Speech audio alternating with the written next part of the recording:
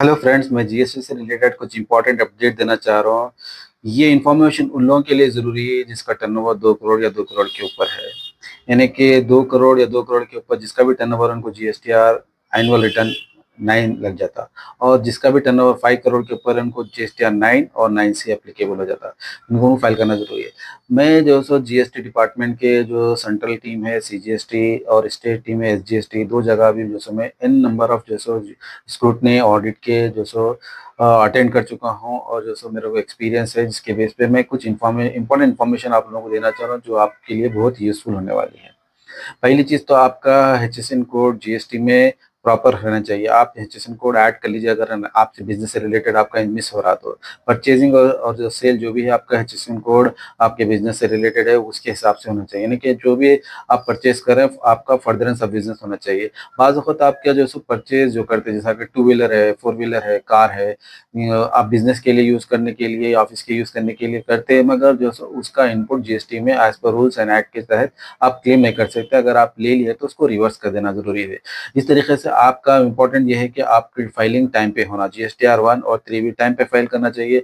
Normally हम ये समझते हैं जीएसटीआर 1 लेट फाइल करने से हम आपको लेट फाइलिंग फ़ी नहीं है, मगर ऑडिट में आपको लेट फाइलिंग फ़ी लग वो लोग डिमांड कर सकते हैं, आपको देना पड़ता है। जीएसटीआर 9 की बहुत ज़्यादा है उसकी।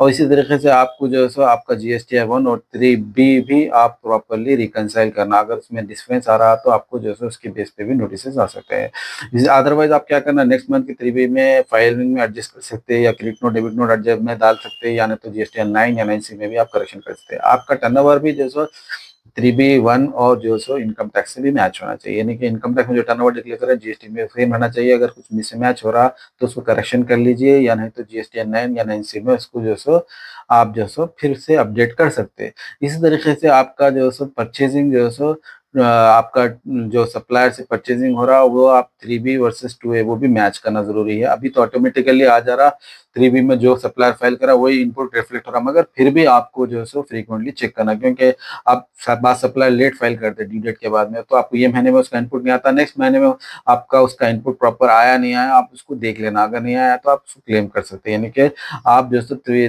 3-4 मंथ्स में फ्रीक्वेंटली सप्लायर का भी रिकंसाइल, परचेजिंग भी रिकंसाइल करना, और सप्लायर के सिलसिले में ये भी केयरफुली देखना ज़रूरी है वो उनका रिटर्न प्रॉपर फाइल कर रहे हैं नहीं कर रहे हैं। जीएसटीआर 1, 3B जैसे एनुअल रिटर्न्स, जीएसटीआर 9, 9C जहाँ भी एप्लीकेबल हो रहा हो, जैसा इनकम टैक्स का रिटर्न्स।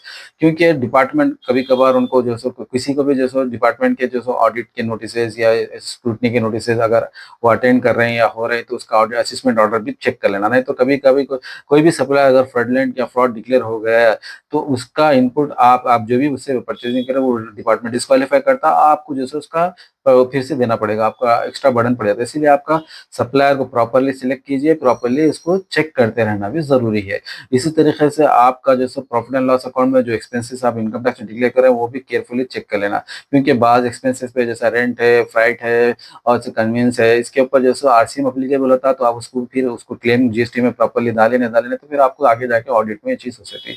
इस तरह क्रेडिटर्स का पेमेंट भी 180 डेज़ के अंदर पे करना चाहिए, अदरवाइज़ आपका जो है सो जो भी परचेज़िंग करे डिपार्टमेंट कभी भी उसको डिस्क्वालीफाई कर सकता है।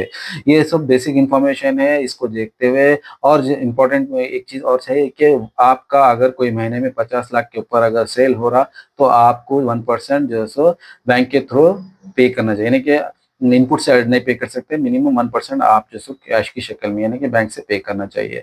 अगर ये आपको इसमें एग्ज़म्पशन जब मिलेगा जब का आपका साल भर का अगर जो सो टैक्स 1 लाख के ऊपर पे करें तो आप चाहे तो टोटल टैक्स इनपुट से भी पे कर सकते हैं। और इसी तरीके से आपका जीएसटीआर 9 में कुछ मिसिंग होगा तो जीएसटीआर 9C में एडजस्ट करना, जीएसटीआर 3B में कुछ होगा तो जीएसटीआर 9 में एडजस्ट करना। आपको प्रॉपर्ली रिकंसाइल करते रहना चाहिए, उसको चेक कर लेते जाइए। अदरवाइज़ आपको ऑडिट के जो नोटिसेस आ सकते हैं मिसमैच इन्फॉर्मेशन की बेस पे या रॉन्ग इन्फॉर्मेशन डिक्लेरेशन की बेस पे या इन्फॉर्मेशन नहीं डिक्लेयर करने की बेसिस पे भी आ सकते हैं। तो इसका ख्याल रखिए, आपको जो है सो प्रॉब्लम नहीं होगा।